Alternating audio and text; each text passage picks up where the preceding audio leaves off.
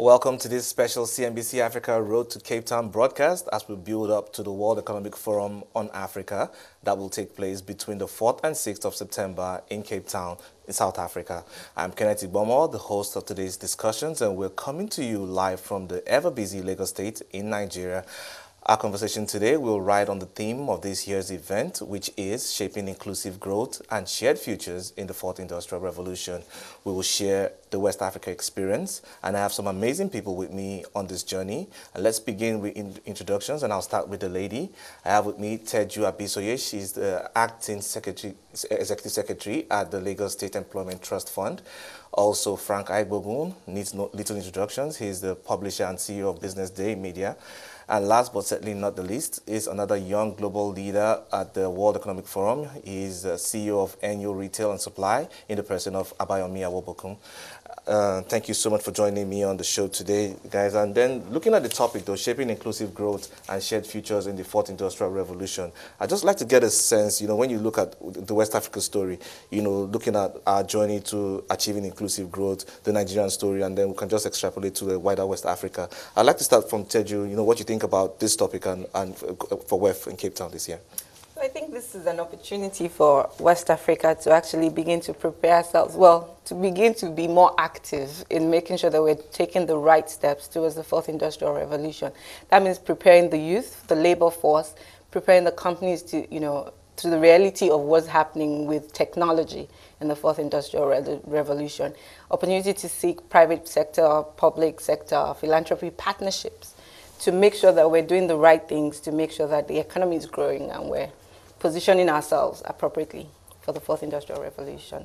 All right, then Teju says partnerships here. Frank? Yeah, I think that's quite right. Partnerships in more ways than before. You are having an urgent requirement to make the economy work for everybody rather than for just a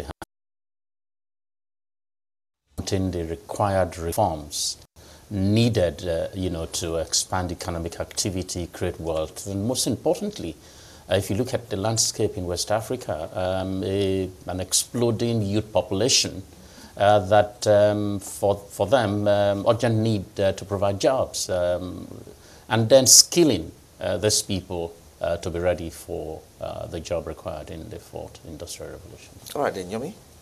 I agree with both speakers. It's a huge opportunity for West Africa to come together and start to see what we can do with our capacity and see if we can actually get more out of what we already have, and also start to chart the course for building a sub-region that cooperates better. 300 million, is the capacity in terms of population. There's been lots of projects that have been held up, lots of opportunities just because policies are not aligned. Nation states have different standards. And I think that this WEF wants to lay the platform or wants to set the tracks for those conversations to happen in a more robust manner. Hopefully that's what starts to happen. So yes, huge opportunity for the sub-region. All right, then, talking about opportunities, Teju says partnerships, Frank says needed reforms, and you're saying opportunity for West Africa. I'll first like to look from the sovereign level, looking at the countries, how we've the journey so far. This year alone, we've had about 19 elections so far in Africa as a whole. Coming to the sub-region, we see Nigeria, we're just going through a transition into a new government here.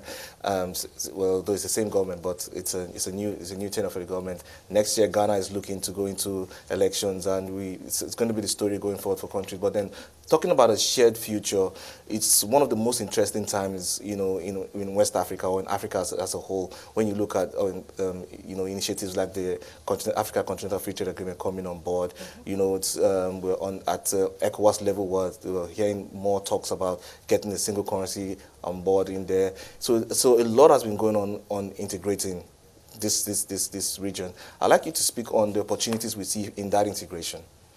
Let me start with Teju. Okay, so I think the AFTA is really a good opportunity for us. First of all, because when you think about it, it expands the market. There's still challenges around infrastructure to make sure that it is easily implemented. When we think about South Africa, they have a common customs union, which then harmonizes tariffs, makes it easier for the goods to to cross borders. But now we're still going to take baby steps. We're still going to make mistakes, but I think it's doable, because expanding the market therefore then begins to create more economic opportunities across the whole region. And I think that for us, even at the Lagos State Employment Trust Fund, begins to show that as we support businesses to expand, we begin to make sure that they can access these markets that's going to be made available just because of this agreement alone. But obviously, we still think there will be some challenges around infrastructure and all of that. But then the government in Lagos State is opening that road, Badagry Express Road, that links us to Seme, Cotonou and all of that, Ghana. So we hope that, with time, all this expansion would really begin to take effect, and we'll begin to see more economic opportunities in Africa, or the region especially. All right, Frank, your thoughts? Yeah, my hope is that the conversation and the knowledge and experience sharing in Cape Town will stir in individual countries the need to look at their own comparative areas of comparative advantage and what they can do, just to improve access to market, improve competitiveness in their local economies. But if you watch the lessons from the rise in nationalism, whether it's the Trump America or the Brexit in the UK and in other parts of Europe, the lesson that one gets is that as good as globalization is as a concept, some people still believe it hasn't worked for them, and that's why it's been affronted. And I think we have to be careful. We see, instances of xenophobia, here and there in parts of Africa. And West Africa needs to be careful that in the way that it goes about this whole question of partnership in the sub-region, that it's seen to be working for everyone. And hopefully then you can really create a cohesive community that trades with itself, that does, invest in each other's territories, and of course see a shared future in that regard. All right, then, Yomi. This opportunity, in my view, must take into consideration the stability in the region. West Africa is a lot more stable. We have fewer wars in the last few years. Politically, it's getting, you've spoken about elections. Nigeria has completed her own. Ghana has in a few years, or 1 year. And so the first thing is, the opportunity must take into consideration the requirement for continued political stability. West African states must support each other politically, hold their leaders, have a conversation at that level and hold themselves accountable. Other opportunities include the population. This is a very young population. Despite the barriers, we do see travel between a few countries in West Africa. As we open up these borders, travel and trade should increase. There's an opportunity for infrastructure development. There's a much spoken about Lagos-Abidjan road. That would be super exciting. To have a highway that takes you from Lagos all the way to Abidjan. Just imagine the potential that could unleash on trade, and also some of the challenges that could bring, in terms of security, customs, standards, also there's health. West Africa also has health challenges. So we need to start to talk about other regions that have done what we're trying to do, the pitfalls therein, and how do we prevent. And member states must be strong enough, to have a view for what works best for them, but with a regional integration mindset. That's what I see that this season, the opportunity brings. Yeah, very interesting viewpoints there. I'd like to, now talk about one of the areas I think is the fulcrum to every other thing there, which is the economy. Yes, there's much. You can have many ambitions, but if the economy of the country is not growing as much as it should, it's going to have a ripple effect on almost every sphere of life. Nigeria not doing as much as we projected to from the Economic Recovery and Growth Plan, but other countries in West Africa are doing quite good. Ghana, we're seeing Ghana is the poster child of West Africa right now when it comes to economic growth. We're looking at other Francophone West African countries also bringing in some quite impressive numbers there when it comes to growth figures. But then hinging on that is the human capital development as well. Is how much we value human capital in how it's going to drive this economic growth. And I'd like to get off with everybody there to get a comment on this front. Well, I think primarily for us at the Employment Trust Fund, one of the key things we believe is how do we make sure that we're actually developing talent in the economy, basically. And one of the ways we're doing this is just making sure there's access. So first of all, partner with the people who can do the training, do the skills, have access to finance to be able to do this training.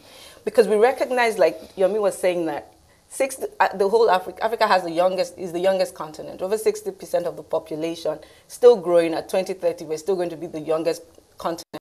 Even begin to, we know that getting the right skills, it doesn't end with you being able to earn within even just Africa. You can e-lance. There's so many things you can do across continents by having the right skills. So one of our primary focus is actually that human capital and making sure that people have the right skills, not just to work in Nigeria, but to be able to work across borders and to earn, so that economic livelihoods can actually really improve for the young people in Lagos State. Right, Frank, your thoughts on this one as well? You know, I subscribe to the view that until the big countries, if you look at the way Africa is set up, South Africa in the Southern African region, Kenya in Eastern Africa, of course Nigeria in West Africa, until we begin to do well and do very well, Africa will not do well. And so if you come to the West African sub-region, you look at Ghana, you look at Nigeria, and you look at Cote d'Ivoire. Take those three out, and that's West Africa for you.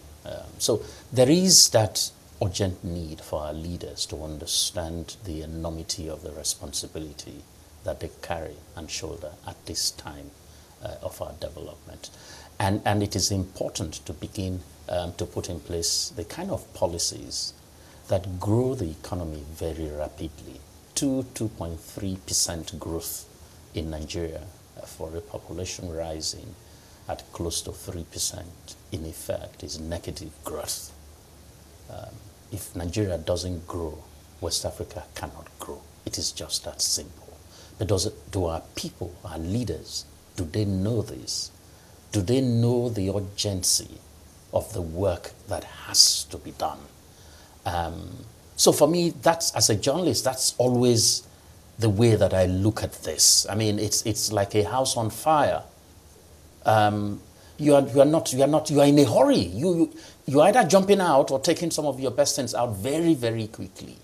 And until we begin to do that, Yomi made the point about holding our leaders accountable and our leaders themselves feeling accountable. There has to be a sense when you look into Nigeria, when you look into Ghana and look into Cote d'Ivoire, that the leaders in these countries understand, the game that they are up to, the hope that is invested in these countries by our partners from abroad and even our people locally. It's massive. And there has to be a way that the leaders deliver on that hope and expectation. All right, so Frank is raising the leadership question there. Still on economic development, Yomi, your thoughts? I see huge opportunities again. I agree with Frank, but in addition to that, the private sector must now stand up. We must start to unleash more creativity to diversify the economy. We have to push back on policies that don't work. We have to work harder to influence, for the collective good, the policies and the way they're implemented by our governments. We have to get more innovative. A lot of things are commodity and commodity related in West Africa. We must start to process and consume our own goods, our own produce, the works of our own hands, and start to export for foreign exchange. We must stop waste. We waste a lot of food in this country. We waste a lot of our resources. Whether it's the, food waste or even, just time wastage, traffic, simple things that we can start to use to turn around the unemployment rate. I mean, 56% of the potential of our workforce is what we are using, and we're not using it optimally. Average globally is 70s, 80s. West Africa must start to have conversations with itself and from the business sector point of view about how to make more out of what they have in their hands. So I do agree that you know, government and our leaders have a lot to do. But honestly, I think we've waited too long for them. I think now it's time to push back. You know, so institutions that are training people, I like what the Lagos State Employment Trust Fund is doing. You know, certainly Frank and the media are playing their part, but from the business point of view, we have a lot to do. You know, I'm tired, I'm bored of, you know, the same rhetoric every time about what the government has done or not. What have we done? You know, the same business organizations go abroad and see what internationally holds, come here and they talk to the politicians and the leaders, and he's spoken about the giants in West Africa, Nigeria, Ghana, and Cote d'Ivoire. We must start to have more summits, more conferences, more conversations about how to collectively bring increased yield to these countries and hopefully lift up, you know, the GDP of West Africa. All right, then. Very interesting contributions here. Frank raising the leadership question, Yomi giving it back to the followers to say, you know, I think we should still do more, even as a community in business, to get in there. But then, looking at what we're looking at here now, you know, we're talking about shaping that narrative for inclusive growth. It's one thing to aspire to grow, but it's also very important not to leave anyone behind. You know, and I'd like you to comment on, you know, how best we can, you know, work together, you know, as a region, as the ECOWAS region, to ensure that we have that template where, you know, inclusive growth is being, you know, uplifted. Let me start with Teju. Okay, thank you. Well, I think first of all, I really agree with what Yomi said. The private sector must really push. If you look at developing economies, if you look at America, developed economies, the private sector got them to where they are, not necessarily the government. The private sector began to push to make sure policies aligned to ensure economic development continued. Innovation definitely it's actually the bedrock of this, what we're looking for. And we have to make sure that we're promoting innovation, not just for products, but also for services. You know, changing how people work. How do we work effectively, smartly? Make sure that we can utilize more of our working population in an effective manner. Waste less time in traffic. How do we change how people see work? Do I need to travel to go to work when I can have a location, a co-working space where the population is that people can work in? You know, those are the kind of things that we think are definitely drivers of what can happen. One of the other things, for inclusiveness, we think that, you know, a lot of the mobile tech, fintech companies are doing a lot with inclusion with money, because the truth is, access to affordable financing does help with economic growth. We've supported over 10,000 businesses in the last 3 years, and for as low as 50,000 naira loans. Wanting to expand some small business is the kind of prospects we think are available in this space to make sure that we include inclusiveness and poverty in these nations, because it's doable. Then what, and something Yomi said that I also agree with is, how do we then begin to make sure that things that are working, we can quickly export? We can share this information. How do we have this kind of summits? How do we have these conversations that make sure that what is working, whether in Lagos, can quickly transfer to Abia, can transfer to Ghana, can transfer across West Africa, whatever is working in Accra, what can we take, what can we borrow and begin to use to make sure that we're doing inclusiveness, we're ending poverty, and making sure there's economic. Frank, your thoughts on this? Yeah, I think if you look at it, there's a lot already that is happening. You can challenge the private sector as much as we should, and I think that is right.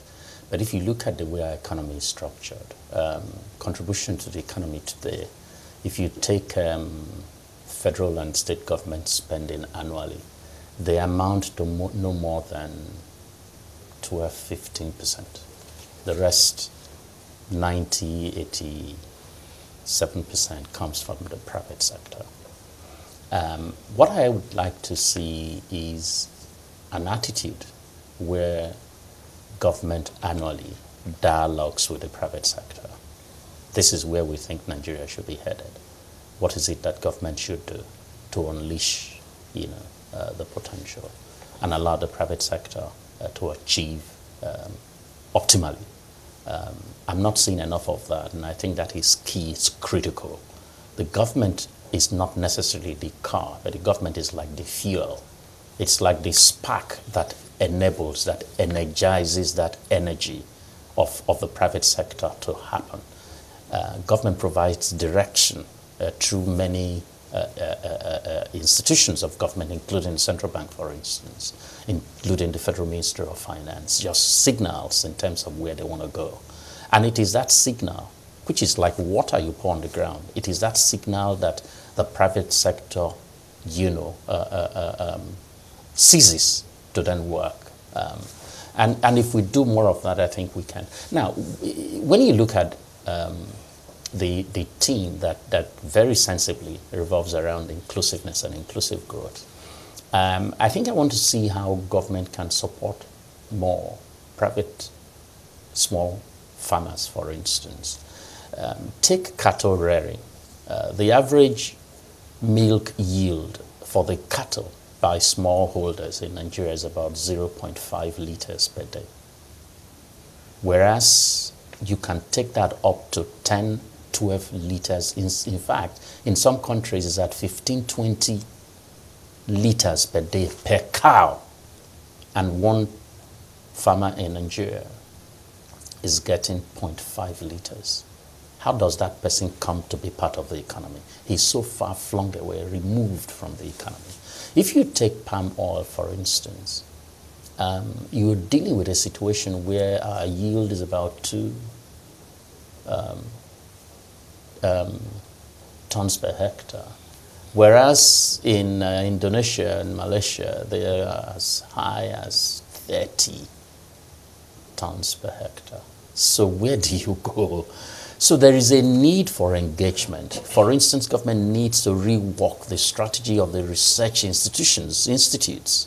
In the case of palm, NIFO, and just ensure that the engagement is providing the right seedlings. One can congratulate the President of Nigeria for signing recently the Nigerian Seed Council Bill, which was one major tool to really help in creating and providing better yielding seedlings for farmers in Nigeria. So inclusiveness is not just a talk point. It's real. It can be done. It can be achieved. And I think across West Africa, there's a crying need, for that to happen. Yeah, I kind of agree with that because, helping or more or less empowering the smallholder farmers to improve their outputs, at the end of the day, it's a win-win for everybody involved.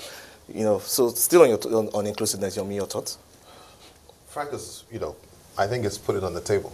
There are huge areas, simple things too, that we can start to retool and increase, equality and ensure that more people are taking part in building the economy. I would want to focus on some of the simple things though. Internet, mobile phones and mobile penetration in Nigeria has been a success. But there's an opportunity for stable internet, especially in in the greater, if you want to call it greater cities. Even in Lagos, you'll find that penetration isn't at the levels it can be for production. Electricity, you can imagine what would happen. You can only imagine what this country would be if our electricity penetration went up 50% and our availability went up 50%. All of a sudden, more people feel included in the economy. Infrastructure, Accra or Abidjan or the smaller countries in between, you'll find that what a simple road does to the economy of an area is huge. And in Nigeria, we have a lot of opportunity. We have a lot of farms. I recently visited Kebbi, where there's a rice revolution. Just imagine what infrastructure allowing our produce to get to our ports in a good time would do to our economy and to inclusiveness. Education, especially educating young girls, different parts of the country, what that will do also to include. So, these are not simple things, but they are the simple things that policy and private sector and our leaders can start to focus on. As we get them right, more people can feel like they have a social compact with the nation state, and feel like they are contributing and also benefiting. And then we can start talking about the more difficult things. Political stability must continue, in West Africa. Nigeria certainly, we must continue to enjoy government that allows for freedom of speech and expression, and also listens, like Mr. Frank said, to the private sector, and a government who appreciates its role as one that creates an enabling environment for business and for international capital to come in. Every time there's a negative narrative, what happens is there's capital flight. And everybody must be very cautious that the things we say affect business. And as it affects business, affects inclusiveness, affects our productivity levels. And then finally, wellness. We need food security. And so he's spoken about yield. We need to continue to educate and ensure that there's capital going to even the micro, small farmers, because that's how they become, plantation owners. They have technology, they have support, they have capital. We're able to distribute what we produce and eat what we produce, and it's the quality that we want. And then most importantly, whatever we cannot consume, we can plan to export, and we export successfully.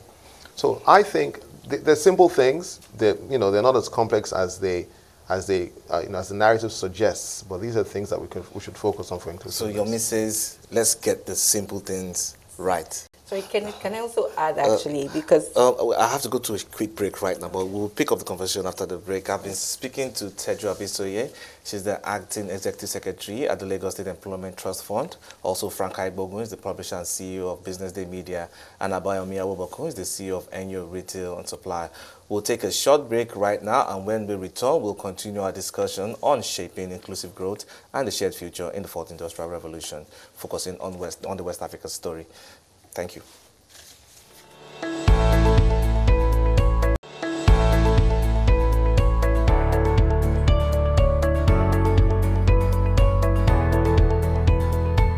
Welcome back to our special Road to Cape Town broadcast. If you're just joining us, I have with me Teju Abisoye, the Acting Executive Secretary at the Lagos State Employment Trust Fund. Frank Aigbogun is the publisher and CEO of Businessday Media, and Abayomi Awobokun, the CEO of ENYO Retail and Supply. And we're exploring how West African economies can shape inclusive growth and the shared futures in the fourth industrial revolution.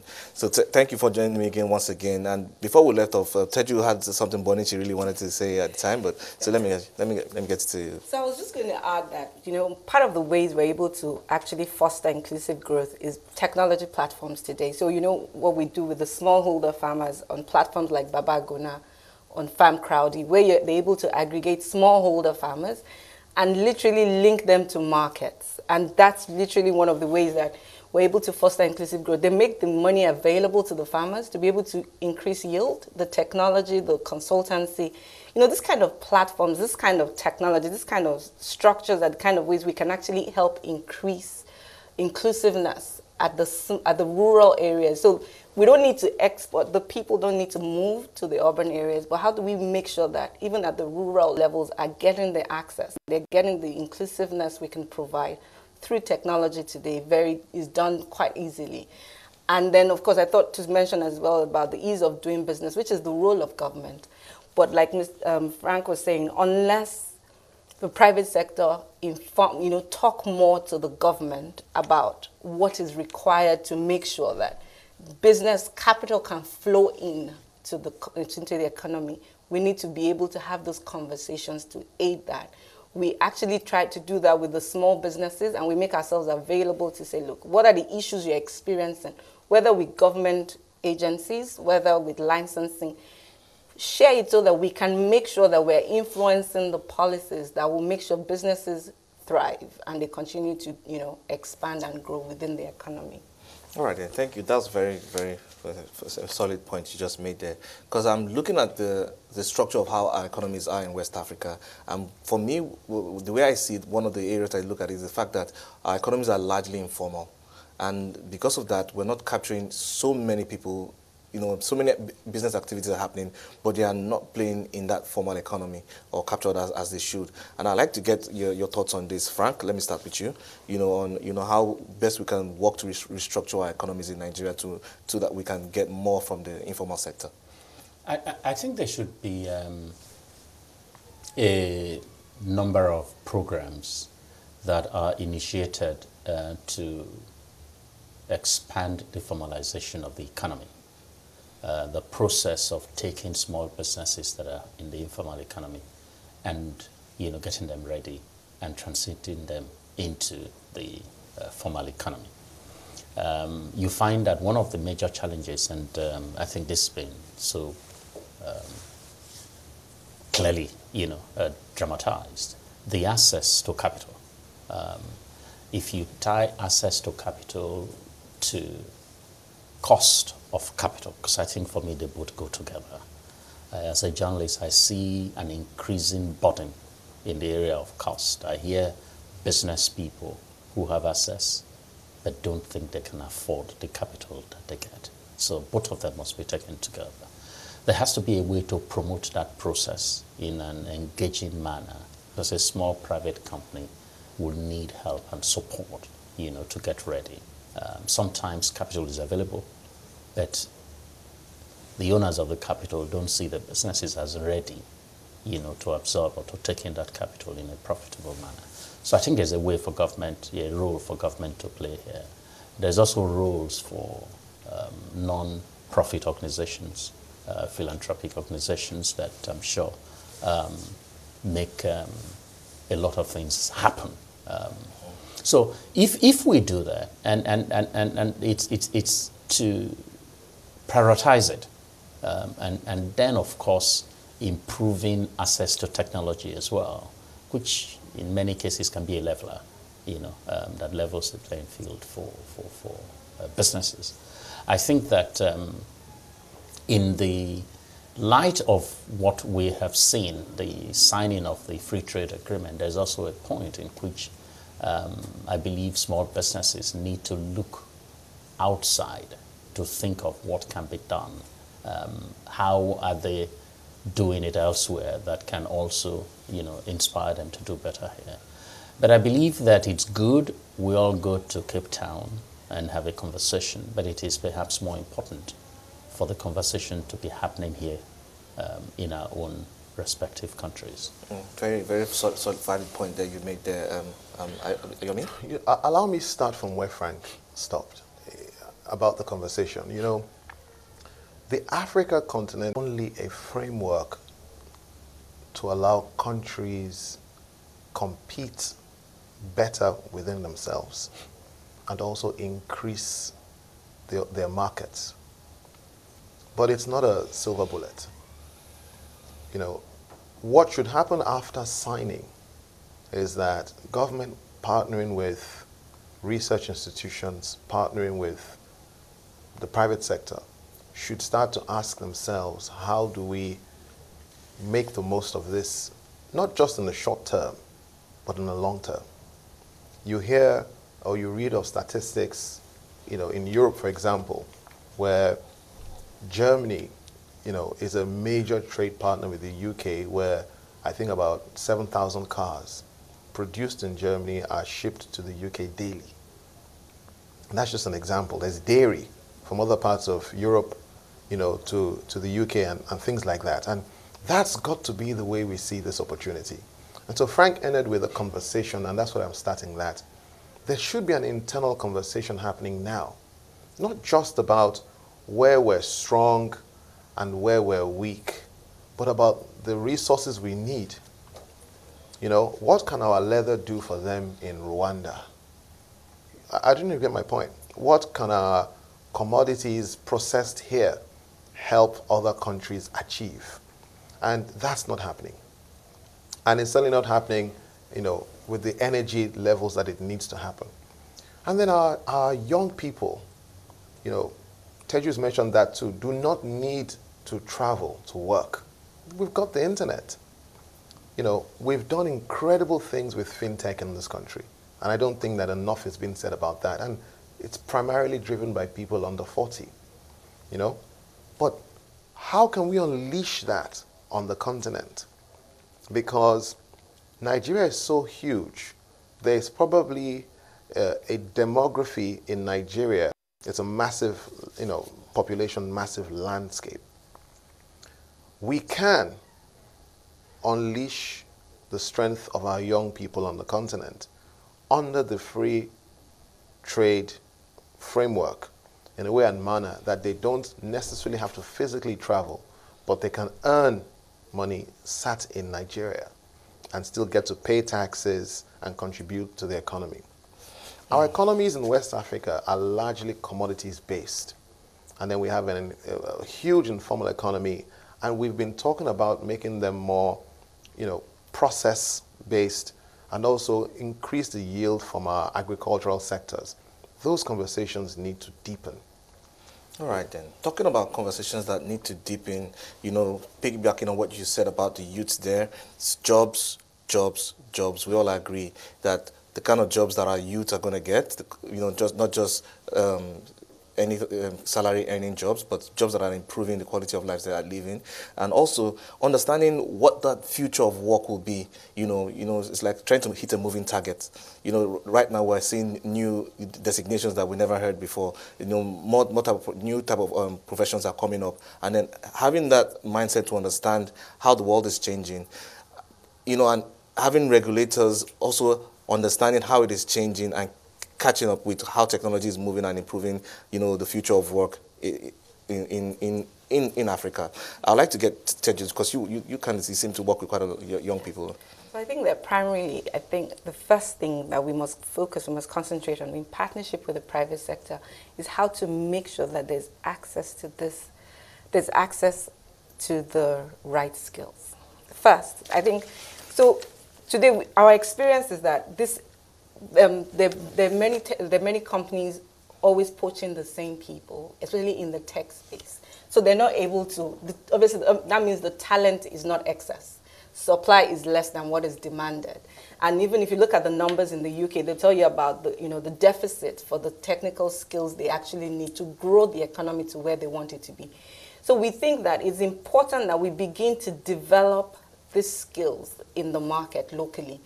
And that is making sure that it's accessible to people who want to do it.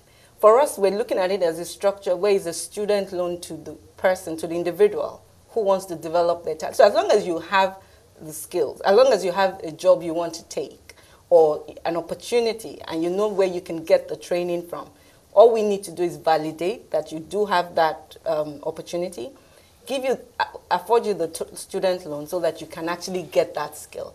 We're looking at it, and we're doing it in conjunction with the private sector, who are partnering with us under a matching fund program.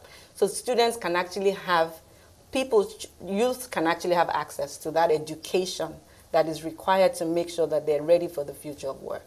Lagos State is very critical because we must take, at least 80 young people arrive every day looking for this opportunity.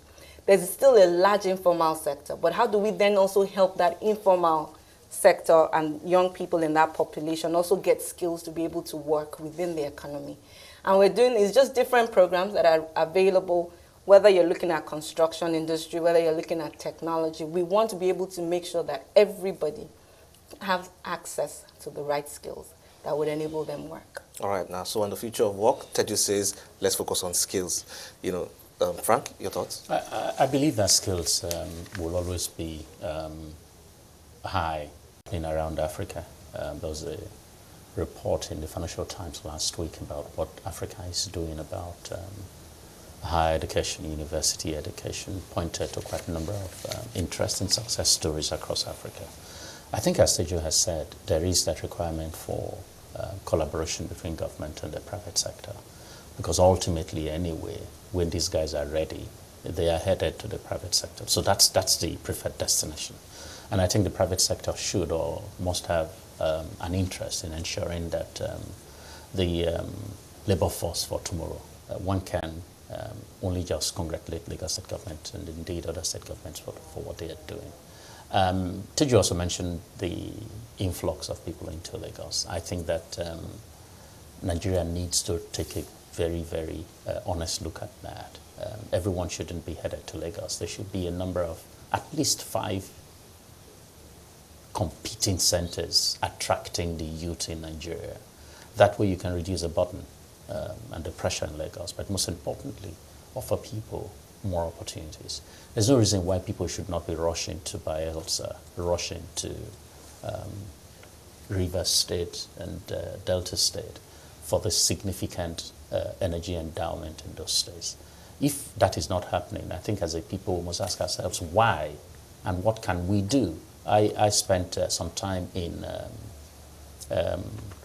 in Scotland and went to see oil operations. And I was amazed as to how the sector impacts the economy of that location, and indeed brings it, like it's a pool drawing in young people and providing hope, for those people. The other point that I'd like to make, apart from, the skill, is capital. There is something like a paradox that I see around the world today, especially in Europe and America. They are drowning in liquidity. In fact, getting to a point where you are now almost going to see negative interest in those economies. And here in Nigeria, we are starving of liquidity. In fact, in my view, Nigeria's problem is the problem of illiquidity. If you look at policies that are being put in place, for instance, we are guarding our foreign reserve jealously simply because it is scarce. So if you have a foreign reserve that is as high as $60, $100 billion today, our interest rate policy, our liquidity management policy will not be to safeguard foreign currency, which is largely what is happening today. It will be, how do you take that cash into the hands of small businesses that need the cash very, very urgently to develop? So there is a way, in asking ourselves, why are we illiquid when the rest of the world is drowning in liquidity? A very honest conversation, in that regard would be all right, then. important. So Teju says skills. Frank says more we should the perception of what the opportunities are for work is, and also capital. And Yomi, your thoughts? I agree with both.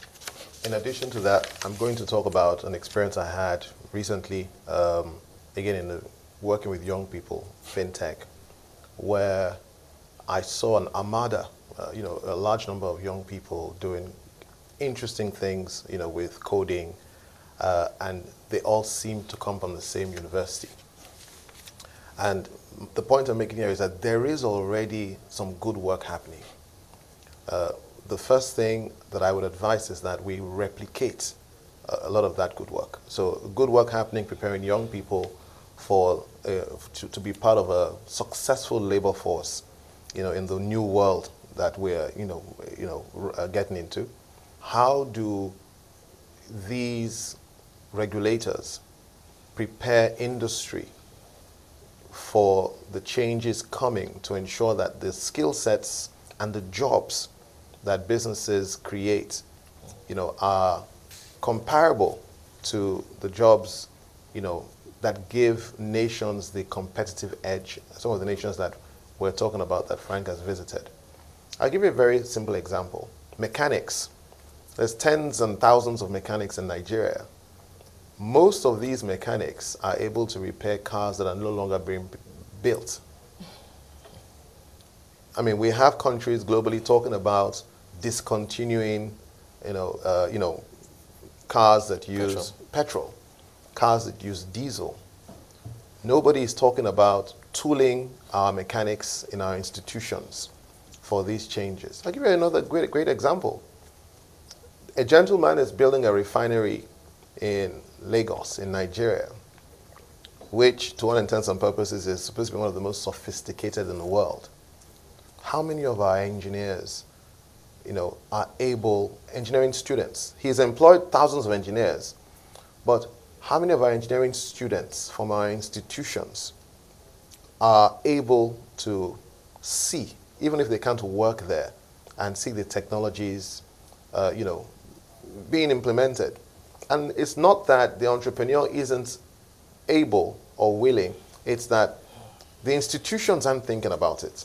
It's that the government agencies aren't collaborating appropriately. It's being seen as one man's project in an area. Meanwhile, an entire nation can benefit.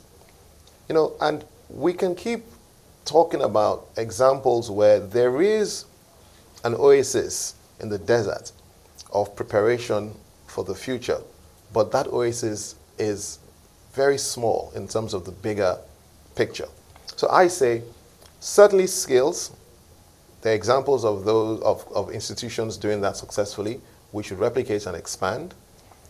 You know, jobs should get adapted based on the picture that we see internationally. Regulators have a role to play in government. And then wherever we see the private sector already doing big things and great things, government should support those entrepreneurs, those businesses, and pull in more people to replicate and take advantage of those opportunities. Yeah, because very interesting because, talking about, scaling up ideas, catching up with the times, with what's happening in the private sector, speaking from the government perspective, all very interesting, but we're running short of time now. We have less than 5 minutes to the end of this conversation. And still looking back at the topic, shaping inclusive growth and shared futures in the fourth industrial revolution, technology sits, in that place as one of the most critical enablers that we can think of in helping, West African economies leapfrog in many ways. I'd like to get your final thoughts now on this and how you think we can move ahead as we get into Cape Town. Teju? So for us, I think the priority is how do we make sure that we can make sure that we're providing access to affordable financing continuously for small businesses, for acquisition of skills, and to promote innovation for us at Lagos State Employment Trust Fund. And obviously, we think that this must happen when we blend our capital with private sector capital because of their cost of capital, government, and philanthropy, grants. What can we do to make sure that we can lower this cost to make sure that businesses access capital, we're promoting innovation, and there's access to skills for everybody as we continue the conversation in Cape Town. All right, Frank? I think it's important to leverage on technology, as you said, being a critical enabler. It's important to see how to facilitate and ultimately leverage the work that groups like Google are doing in Nigeria to create internet availability or expand internet availability. Skill, critical.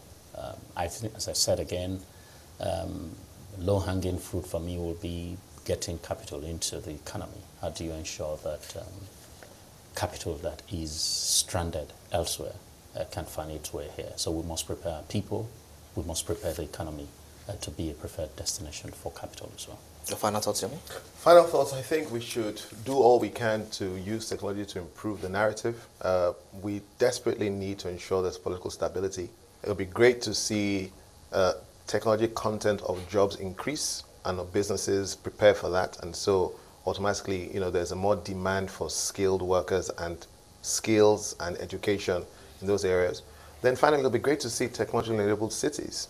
Less waste, less food waste, less industrial waste, better traffic management, better engagement of government with their citizens using technology. Those sorts of things, I think, would be interesting, in the short term. All right, and Smarter West African Cities here by Yomi. All right, I've been speaking to Teju Abisoye, the Acting Executive Secretary of the Lagos State Employment Trust Fund, also Frank Aigbogun, the publisher and CEO of Businessday Media, and Abayomi Awobokun, he's the CEO of ENYO Retail. Very interesting conversations we've had, and I hope that the conversations will continue in Cape Town, in South Africa, in early September. And for me and the team here, it's bye for now.